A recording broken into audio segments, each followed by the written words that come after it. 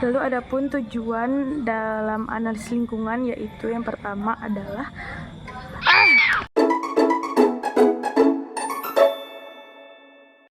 guys, jadi aku mau bikin video untuk tugas UTS-nya manajemen strategik, tapi kayak motorku bocor karena aku nggak mau bikin sendiri kan di kos. Jadi kayak aku tuh ngide banget ke tempat teman aku, tapi motorku bocor, jadi kayak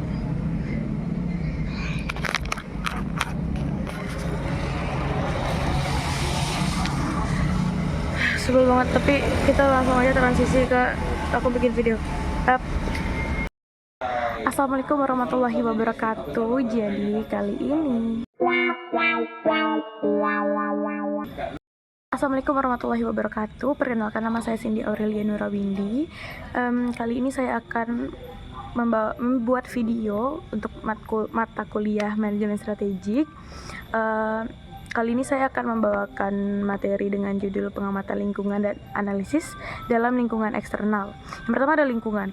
Lingkungan adalah kesatuan ruang dengan semua benda, sumber daya, energi, keadaan, dan makhluk hidup, termasuk juga manusia, dan perilakunya yang mempengaruhi alam itu sendiri, kelangsungan perkehidupan, dan kesejahteraan manusia serta makhluk hidup lain. Lalu dalam lingkungan itu ada 3. Yang pertama ada dana, sarana, dan prasarana, lalu ada waktu dan tenaga. Lalu adapun kayak beberapa tujuan analisis lingkungan ada 3. Yang pertama itu untuk menyediakan kemampuan menggapai masalah kritis dalam lingkungan, lalu untuk menyelidiki kondisi masa depan dari lingkungan dan memasukkannya ke dalam pengambilan keputusan, lalu untuk mengenali masalah-masalah mendesak yang signifikan dan memberikan prioritas terhadap masalah serta mengembangkannya dalam suatu rencana.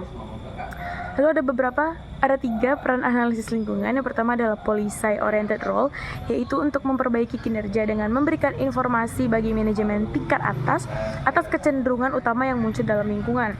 Lalu ada integrated strategic planning role, yaitu untuk memperbaiki kinerja dengan membuat manajemen tingkat atas menyadari segala isu yang terjadi yang memiliki implikasi langsung pada proses perencanaan.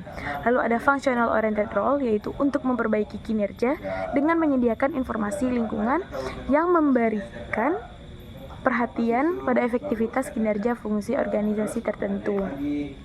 Lalu yang kedua ada analisis lingkungan eksternal. Jadi lingkungan yang berasal dari luar organisasi itu misalnya kayak pesaing, pelanggan, lembaga keuangan, dan pemerintah. Itu dibutuhkan untuk kerincian analisis analisis kesempatan dan ancamannya juga, untuk menentukan dari mana dan untuk apa hasil analisis itu digunakan. Lalu ada diagnosis analisis lingkungan eksternal. Itu ada 2, lingkungan umum dan industri.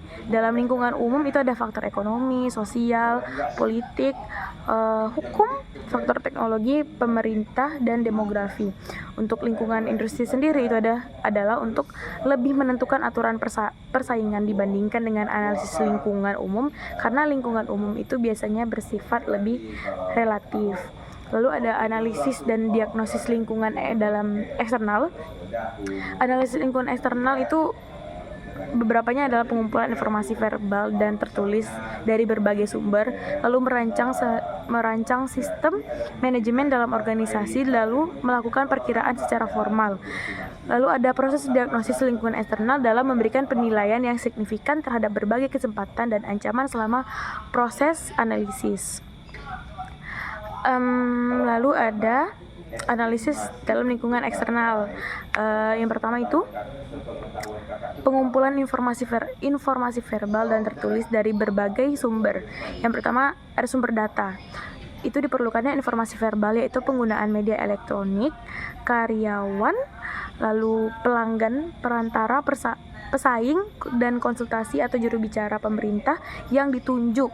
Lalu ada informasi tertulis seperti surat kabar, jurnal, beberapa publikasi yang tersedia di media ataupun di platform manapun. Lalu yang kedua, kita bisa merancang sistem informasi manajemen dalam organisasi.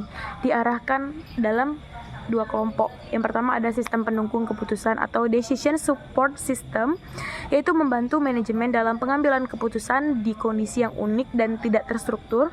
Lalu ada sistem informasi strategik atau strategic information system, yaitu membantu manajemen puncak dalam mendapatkan dan menggunakan informasi yang diperlukan bagi kepentingan sebuah organisasi. Lalu yang ketiga ada melakukan perkiraan secara formal. Yang pertama ada meramal kegiatan bisnis pada masa yang akan datang.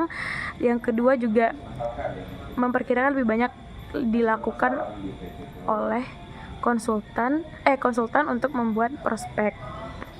Sepertinya cukup untuk materi pengamatan analisis dalam lingkungan eksternal kali ini. Cukup sekian yang dapat saya sampaikan, lebih dan kurangnya mohon maaf. Wabillahi taufiq wal hidayah. Wassalamualaikum warahmatullahi wabarakatuh.